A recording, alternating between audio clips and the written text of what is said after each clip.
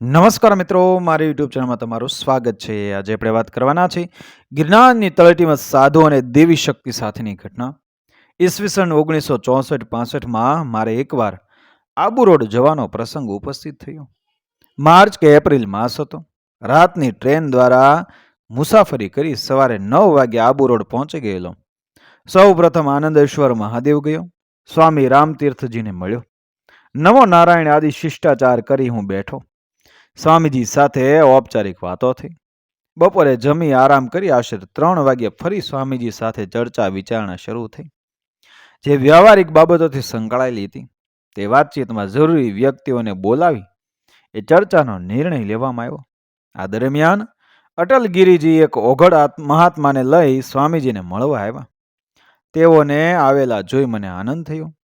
તેમની પાસે મારે કામ અંગે મળવા તો જવાનું હતું જ, તેથી 10 કિલોમીટરનો ધક્કો બચી જવાનો મને સંતોષ થયો. મેં તેમને તથા તેમની સાથે આવેલા ઓઘડ મહાત્માને નમો નારાયણ કર્યા.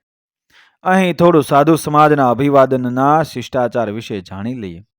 શંભુદલી દશનામી સાધુઓ ઓમ નમો નારાયણથી એ અરસપરસ અભિવાદન કરે છે. ગુરુ શિષ્ય પ્રણાલિકામાં શિષ્ય ગુરુ સામે બેસી આંખોમાં આંખો પરોવી હાથની મુદ્રાઓ દ્વારા ઓંકાર ઉઠાવે છે. ઓંકાર ઉઠાવો એટલે હાથની ક્રિયા દ્વારા થતી નમસ્કારની એક પ્રક્રિયા. 3, 5 અગર 7 ઓંકાર ઉઠાવવાની પદ્ધતિ હોય છે.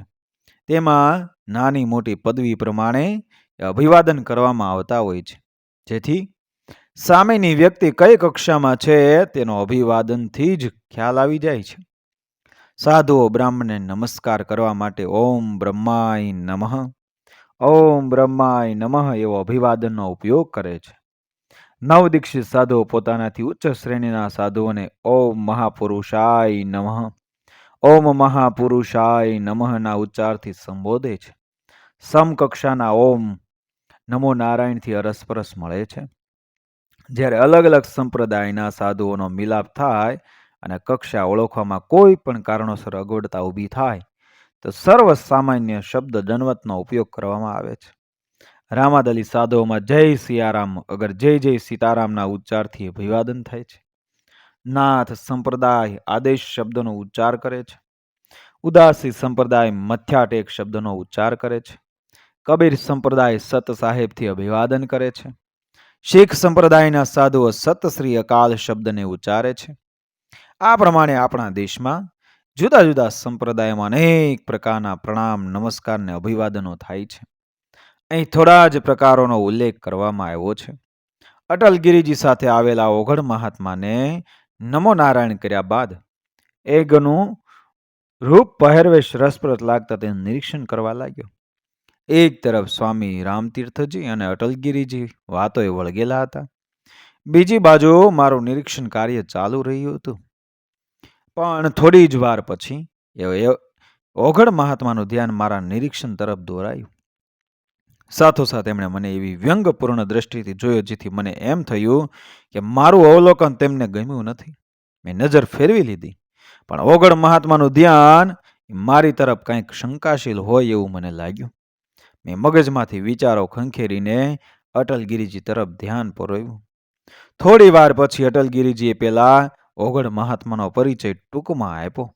એટલે ફરીથી મેં નમસ્કાર કર્યા. મારો પણ ટૂંકમાં પરિચય ઓઘડજીને આપી દીધો. હવે બાબત એ પ્રમાણે હતી કે અટલગીરીજી મહારાજ એમના એક અઘોરી ગુરુ પાસે થોડા સમયથી એ યક્ષિણી સાધના સિદ્ધ કરવા માટે અઠવાડિયામાં એકવાર નિયત કરેલા સમયે જતા. અનાદિનાથના નામે અઘોર પંથમાં અર્બુદા મંડલ સાધુ સમાજમાં તેઓ સુવિખ્યાત હતા. અટલગીરીજી સાથે આવેલા ઓઘડ મહાત્મા નાથ સંપ્રદાયના હતા. તેઓ નાથ સંપ્રદાયના નવદીક્ષિત સાધુ હતા. કર્ણછેદન સંસ્કાર નહીં થવાથી તે ઓઘડ તરીકે ઓળખાતા. જો કે આ નિયમ નાથ સંપ્રદાયમાં સર્વસામાન્ય છે. કર્ણછેદન સંસ્કાર પછી તેને દર્શની કહેવામાં આવે છે. તે પહેલા તે ઓઘડ તરીકે ઓળખાય છે. તેઓ ઓઘડ પંથની દીક્ષા લઈ અઘોર સંપ્રદાયમાં જવા માંગતા હોય અટલગીરીજીના ગુરુ અનાદિનાથની પાસે રહી તેમની સેવા ચાકરી કરીને તેમની કૃપા મેળવવા પ્રયત્ન કરી રહ્યા હતા. અનાદિનાથની આજ્ઞાથી ઓઘડજી આબુ રોડ સમાચાર પહોંચાડવા આવેલા એ દરમિયાન મારી મુલાકાત થઈ. અટલગીરીજીએ સ્વામી રામતીર્થજીને માઉન્ટ આબુ આવવા અનુરોધ કર્યો, પણ સ્વામીજીએ હું આવ્યો છું એવું કારણ દર્શાવીને માઉન્ટ જવા અંગે ઓછી ઈચ્છા દર્શાવી. અટલગીરીજીની વાતોથી મારી જિજ્ઞાસા વૃત્તિ સળવળી ઉઠી હતી, પણ સ્વામીજીની વાત ઉપરથી એ બાજી બગડતી નજરે આવવા લાગી. મેં સ્વામીજીને વિનંતીયુક્ત ભાષામાં કહ્યું કે મારા કારણે જ જો આપ જવાનું ટાળતા હો તો એવું ન કરશો. આપ સુખેથી જાઓ અને આપને વાંધો ન હોય તો મને પણ સાથે લઈ જાઓ. એમ કહીને મેં મારી ઈચ્છા જાહેર કરી દીધી. અટલગીરીજી મારા સ્વભાવથી પરિચિત હોઈને મારી સામે મૂછમાં મહસ્યા. હવે અટલગીરીજીએ વધુ આગ્રહ કરી સ્વામીજીને તૈયાર કરી લીધા. હું તો ફક્ત તૈયારીની જ રાહ જોતો હતો. મારે સાથે જવાની વાત નક્કી થઈ ગઈ. મારી સાથે આવવાની વાત નક્કી થવાથી ઓગળજીએ કંઈક આશ્ચર્ય, આશંકા, અણગમાના મિશ્ર ભાવથી અટલગીરીજીના કાનમાં કંઈક વાત કરી. જવાબમાં અટલગીરીજી હસીને બોલ્યા કે અરે ગુરુભાઈ, જો આમને મને એટલે હું મારા બદલે મોકલું તો મારાથી પણ વહેલા તૈયાર થાય તેવા જિજ્ઞાસુ છે. તેઓની આ ગુસપૂસથી મને થોડો ક્ષોભ થયો અને થોડો ગુસ્સો પણ ઓગળ મહાત્મા ઉપર આવ્યો, પણ સાથે જવાની ઈચ્છાથી ચૂપ રહ્યો. સાંજની છેલ્લી બસ દ્વારા જવાનું નક્કી થયું. અટલગીરીજી એક કાગળમાં લિસ્ટ ઉતારીને આવ્યા હતા જે બજારમાંથી મગાવવાનું હતું. સ્વામીજી એક સેવકને બોલાવી અને લિસ્ટ પૈસા આપીને બજારમાંથી તરત વસ્તુઓ લાવવા સૂચના આપી. મેં આસ્તેથી આ ઓગળજીને પૂછ્યું, શું મહાત્મા ચીલમ ગાંજો પીવો છો કે નહીં? જવાબમાં તેને ઠાવકું મોઢું કરીને રાખીને જણાવ્યું, હા કભી પી લેતે હે. એટલે મંદિરની બહાર જઈ એક દમબાજ સેવકને બોલાવ્યો. દમબાજ એટલે ગાંજો, ચરસ વગેરેના વ્યસનીને દમબાજ કહેવામાં આવે છે. તેને પૈસા આપી સારો બાલુચર ગાંજો 5 તોલા લઈ આવવા કહ્યું. મેં પણ માઉન્ટ માટેની જરૂરી તૈયારી કરી લીધી. સિગારેટ, ટોર્ચ, માચીસ, ચલમ, સાફી, ચાકુ એવો મારી જરૂરિયાતનો સામાન કમર થેલામાં ભરી લીધો. રતન ગાંજો લઈને આવી ગયો. તેથી તેની જ હું રાહ જોતો હતો. તેને 2 રૂપિયા ફૂંક મારવાના આપી હું મેડી પર ગયો. સ્વામીજી પણ તૈયાર હતા. મારી જ રાહ જોવાતી હતી. અમે ચારેય મૂર્તિ માઉન્ટ જવા માટે નીકળ્યા ત્યારે સાંજના આશરે 6નો સમય થયો હતો. બજારમાં થઈને બસ સ્ટેન્ડ તરફ જવાનું હતું, કારણ કે પેલા સેવકને સામાન લેવા મોકલેલ હતો. તેને અમુક દુકાને સામાન લઈ ઊભા રહેવા સૂચવેલું. તેની પાસેથી સામાનનો થેલો લઈ અમે બસ સ્ટેન્ડ પર પહોંચ્યા. ત્યાંના રિવાજ પ્રમાણે ટિકિટ બારીએથી ટિકિટો લઈને બસમાં બેઠા. સમયસર એ બસ છે એ રવાના થઈ. અટલગીરીજીએ મને પોતાની પાસે બેસવા કહ્યું. હું તેમની પાસે બેઠો.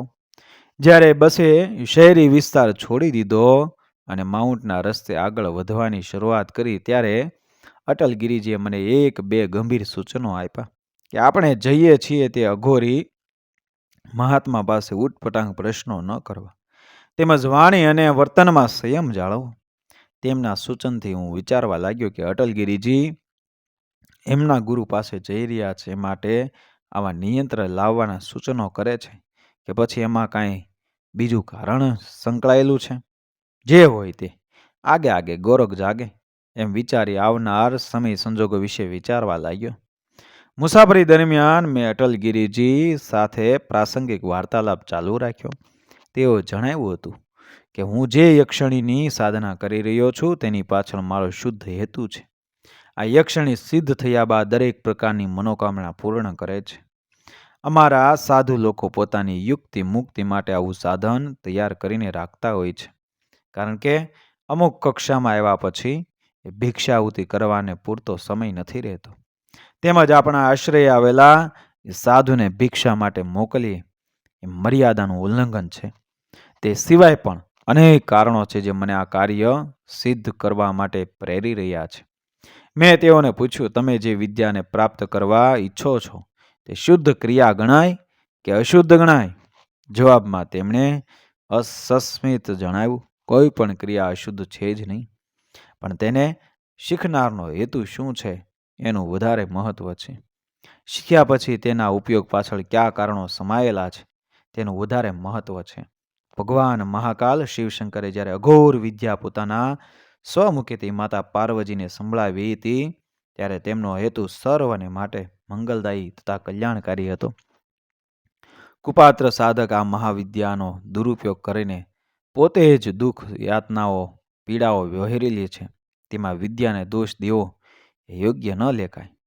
કુદરતે સર્જેલા વાયુ, અગ્નિ, જલ, તેજ અને તથા અન્ય તત્વો માનવજાત માટે ખૂબ જ ઉપયોગી હોય, લાભ કરતા છે, પરંતુ જો તે સર્વેની મર્યાદાનું ઉલ્લંઘન કરવામાં આવે તો વિનાશ કરતા નીવડે છે. આપણા સૌના સંપૂર્ણ અસ્તિત્વમાં મહાશક્તિ એક યા બીજા પ્રકારે સમાયેલી છે. તેનો તમે સદુપયોગ કરો છો યા દુરુપયોગ કરો છો તે તમારે જ વિચારવાનું છે મિત્રો. સર્જન કરતા તેમજ સંહાર કરતા શક્તિને નહીં. ક્રમશઃ આગળનો ભાગ આવશે આગળના વિડીયોમાં મિત્રો. વિડીયો પસંદ આવે મારી ચેનલ સબસ્ક્રાઈબ કરો, ફોલો કરો, શેર કરો. મળી આવી જ ઘટનાને પ્રેરણાદાયક વાર્તાઓ સાથે આગળનો વિડીયો બન્યા રહેજો મારી ચેનલ. જય શ્રી કૃષ્ણ, રાધે રાધે, જય શ્રી રામ.